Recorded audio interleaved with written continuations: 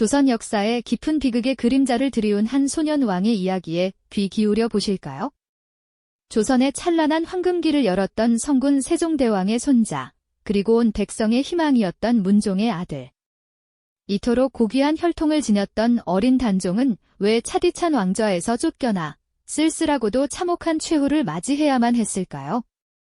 그저 한 아이의 불운한 개인사로 치부하기엔 그의 짧은 삶이 남긴 파장은 너무나 거대했습니다. 오늘 우리는 단종의 비극을 통해 조선 건국 초기의 격동적인 권력 다툼은 물론 왕권과 신권의 팽팽한 대립, 그리고 인간의 끝없는 야심이 초래한 역사적 비극의 본질을 깊이 들여다보고자 합니다.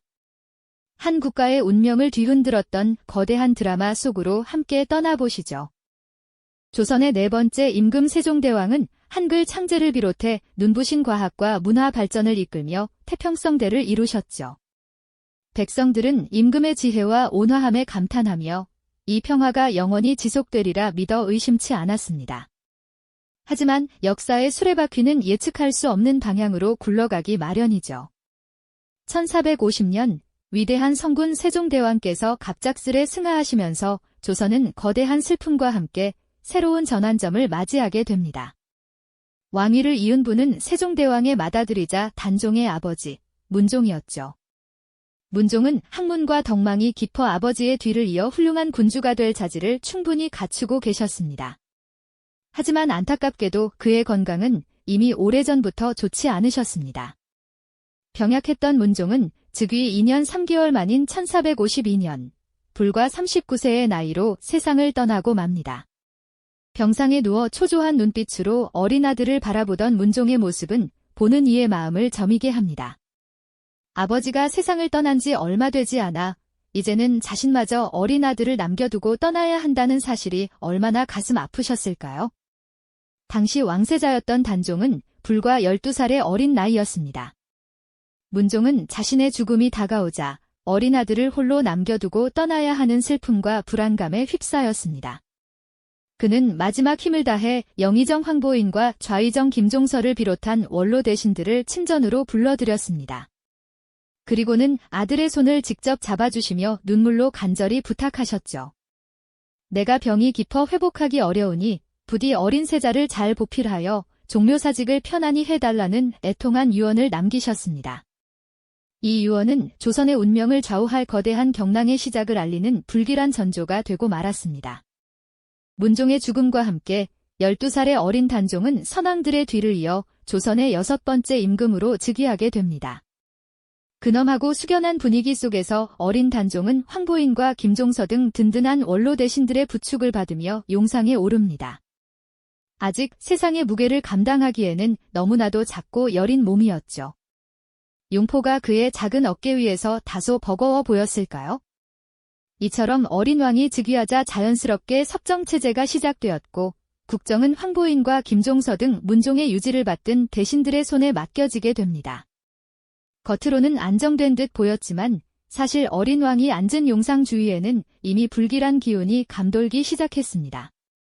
세종대왕의 치세 때처럼 밝고 번성했던 궁궐의 모습은 온데간데 없이 어둡고 불안한 그림자가 드리워진 듯했죠. 특히 어린 단종이 앉은 용상을 맴도는 한 사람의 시선은 의미심장했습니다. 바로 단종의 숙부이자 세종대왕의 둘째 아들 수양대군이었습니다. 그는 겉으로는 조카를 걱정하는 듯 보였지만 그 눈빛 속에는 감출 수 없는 야심과 날카로운 기운이 서려 있었죠. 왕위 계승 서열에서 조카인 단종 다음이었던 수양대군은 어린 왕이 즉위하고 원로 대신들이 국정을 주도하는 이 상황을 결코 달가워하지 않았을 겁니다. 그는 이미 오래전부터 자신의 세력을 은밀히 키워왔습니다. 한명회와 권람 같은 뛰어난 책사들을 모아 깊은 밤 어두운 밀실에서 계략을 짜고 때를 기다리며 야심의 칼날을 조용히 갈고 있었던 것입니다. 한편 김종서와 황보인 등 문종의 유지를 받든 원로 대신들은 어린 단종을 보호하고 흔들리는 왕권을 지키기 위해 고군분투했습니다. 그들은 수양대군의 움직임을 예의주시하며 그의 야심을 견제하려 노력했죠. 공식 석상에서 수양대군과 김종서가 주고받는 날카로운 시선은 마치 칼날이 부딪히는 듯한 긴장감을 자아냈습니다. 궁궐 안팎에서는 알 수 없는 소문들이 떠돌았고 불안에 떠는 궁녀들과 신하들의 얼굴에는 불길한 예감이 드리워져 있었습니다.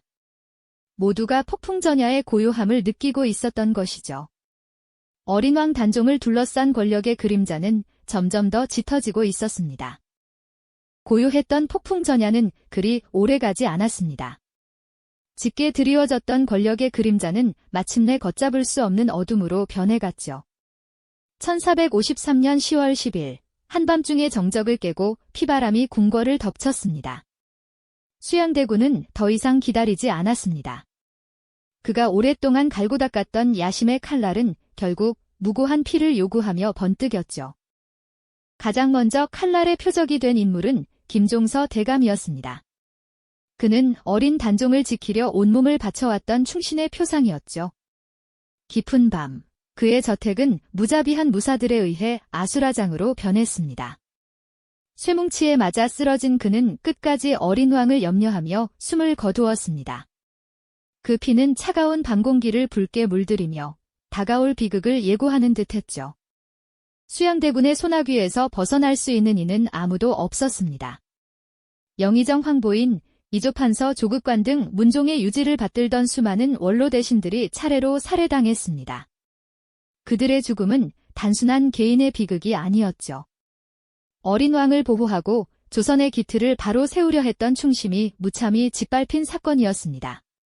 궁궐은 순식간에 피냄새와 비명으로 가득 찼고 공포에 질린 이들은 숨죽이며 이 끔찍한 사태를 지켜볼 수밖에 없었습니다. 이 모든 비극의 소식이 어린 단종에게 전해졌을 때 그는 얼마나 큰 충격과 절망에 빠졌을까요? 평화롭던 그의 세상은 하룻밤 사이에 산산조각 났습니다. 믿고 의지했던 충신들은 싸늘한 주검이 되어 돌아왔고 숙부의 차가운 야심은 어린 왕의 목을 겨누는 칼날이 되어버렸죠. 궁궐은 더 이상 안전한 안식처가 아니었습니다. 오히려 차가운 감옥처럼 느껴졌을 겁니다. 수양대군은 피해 숙청을 통해 모든 반대 세력을 제거한 후 마침내 실질적인 권력을 손에 넣었습니다.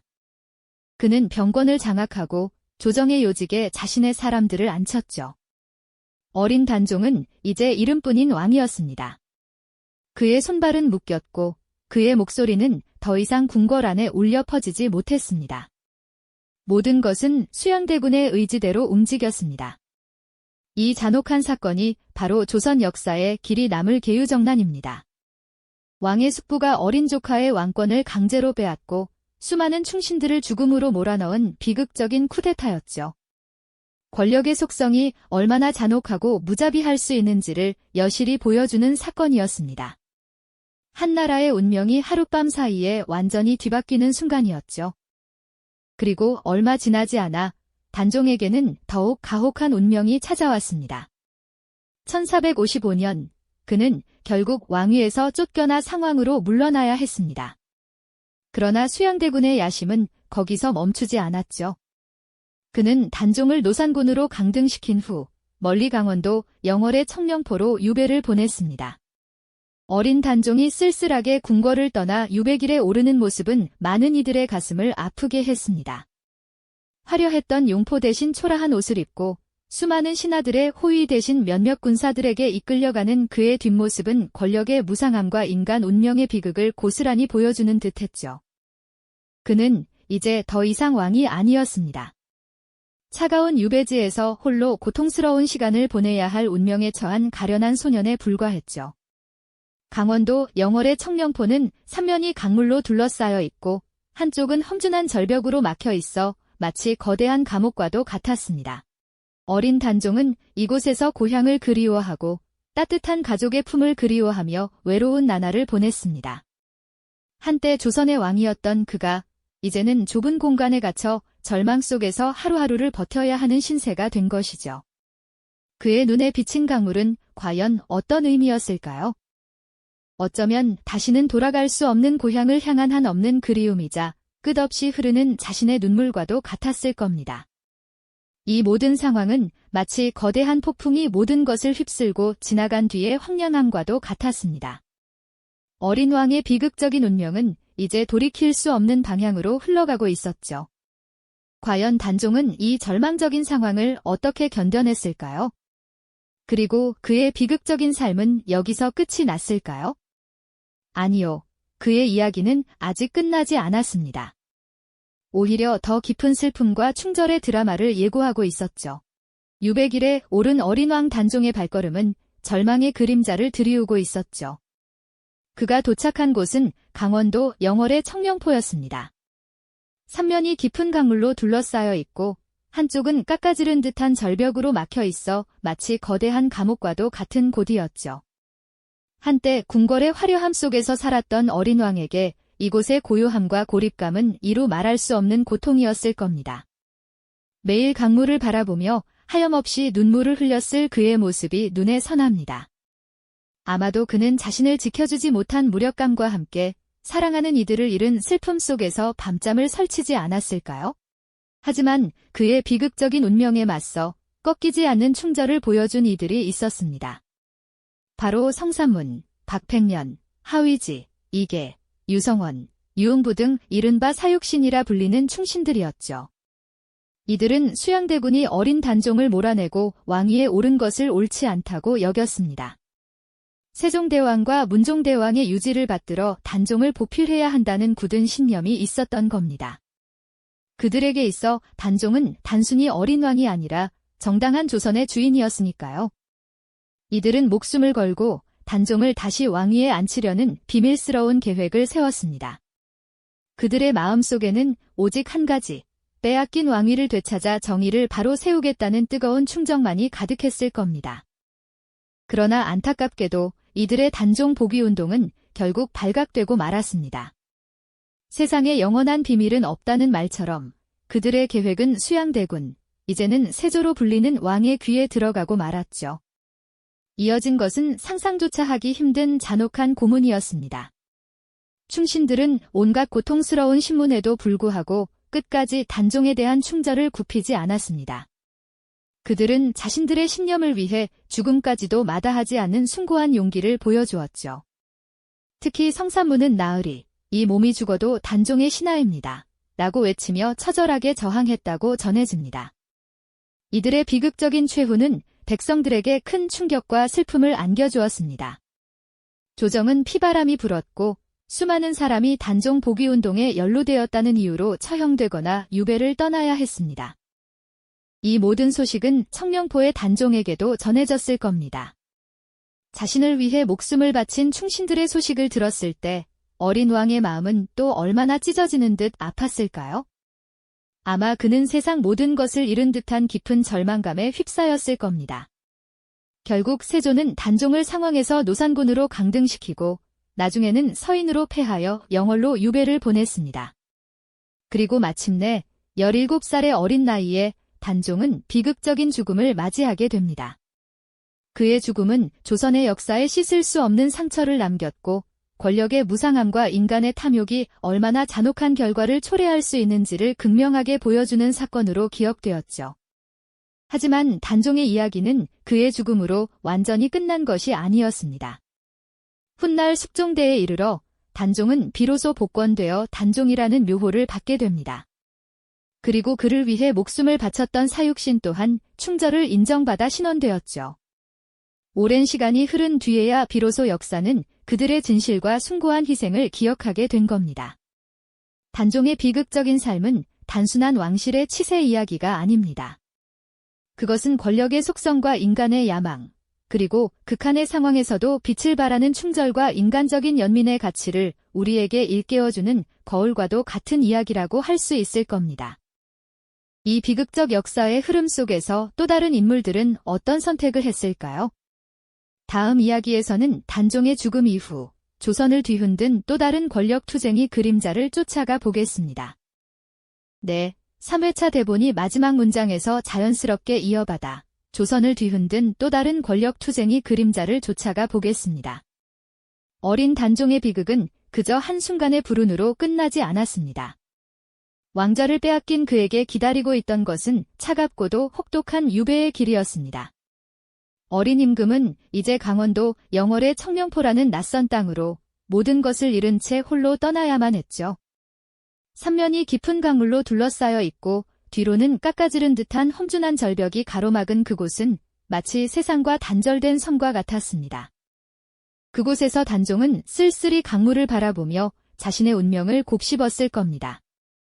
한때는 만백성에 위해 군림하던 왕이었지만 이제는 한낱 유백의 신세가 되어 차가운 바람과 적막만이 가득한 곳에서 하루하루를 보내야 했죠. 그 어린 나이에 감당하기엔 너무나도 가혹한 고통이었을 겁니다. 하지만 그의 비극적인 삶을 안타까워하며 빼앗긴 왕좌를 되찾아주려 했던 충신들의 움직임은 결코 멈추지 않았습니다. 바로 성삼문, 박팽년, 하위지, 이계, 유성원, 유흥부 등 이른바 사육신이라 불리는 이들이었죠.